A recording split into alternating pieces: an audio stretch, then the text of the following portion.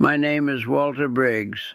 I'm a veteran of the Second World War, and I have a story I want to tell you today. There's one man I never properly thanked. I've thought about how I'd do it. I've started the sentence in my head more times than I can count, but I never sent the letter, and I'm not sure he'd even want one. That's the kind of man he was. His name was Calvin Dupree, Sergeant, Memphis, Tennessee. And I'm going to tell you something about myself first that I'm not proud of, because if I don't, the rest of it won't mean what it should. I grew up in Macon, Georgia. And I'm not going to explain to you what that meant in 1943 because most of you already know. I'm just going to say that when I got assigned to a patrol unit and Calvin was the ranking man, I spent the first 2 weeks watching him like I was waiting for something to go wrong. Not because he gave me any reason. He didn't. I was waiting because nobody had ever taught me to wait for a reason. That's the truth, and it shames me to say it even now. What Calvin actually did in those first weeks was run the tightest, quietest patrol I ever served with. He knew how to read the jungle. He knew when to stop, when to hold position, when the silence meant we were alone, and when it meant we weren't. Men twice his rank deferred to him when things got serious, because when things got serious, Calvin Dupree was already 3 steps ahead of everybody else. I noticed. I filed it away somewhere, but I didn't adjust. Not yet. Luzon, spring of 1945. The valley pushed north. We'd been moving for 3 weeks, and the exhaustion by then wasn't something you felt anymore. It was just what you were. Your boots were never dry. The mud in that region was a particular red clay that got into everything. The creases of your hands, your collar, your eyes if the wind was wrong. The canopy was so thick above us some nights you couldn't see a single star. You oriented yourself by sound and by the man in front of you, and that was all. We went out 5 men one night, pre-dawn reconnaissance supposed to confirm troop movement before the column advanced at first light. Calvin leading, me on his left flank, 3 other men spread out behind us. We'd gone maybe 2 miles in when everything went quiet. And I don't mean regular quiet, I mean the jungle stopped.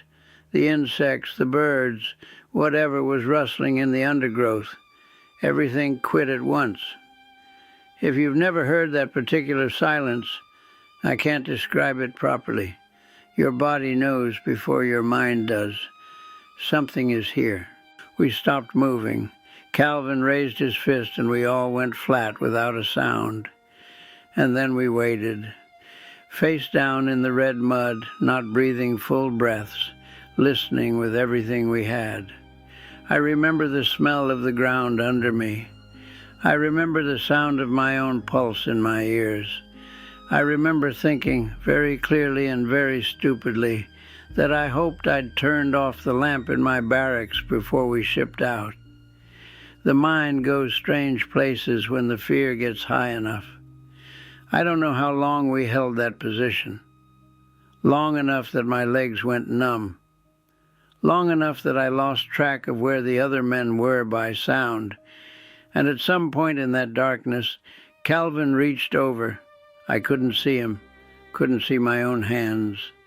And he put his hand on my forearm, firm and steady. He didn't say a word. He just held it there for a few seconds. Then he let go. And I stopped shaking. I hadn't even known I was shaking. Whatever was out there moved on without finding us. We held until dawn. We got back. The column advanced. And nobody talked about that night the way I've been talking about it now, because you didn't. You just moved forward. But I've thought about that moment for over 60 years. Calvin Dupree put his hand on my arm in the pitch dark on Luzon, and he steadied me.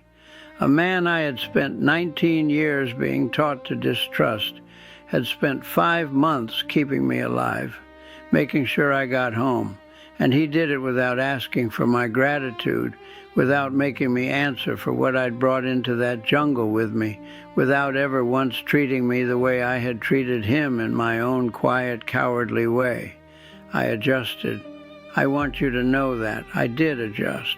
But I adjusted because of him, not because anyone back home suggested I ought to.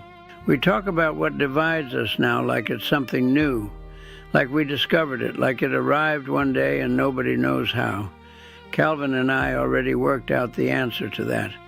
We worked it out face down in the mud on Luzon at 2 a.m, in a silence that was trying to kill us. The answer was simple. The lines were never real. The man next to you is real. That's the whole thing. That's all of it. I don't know if Calvin is still alive.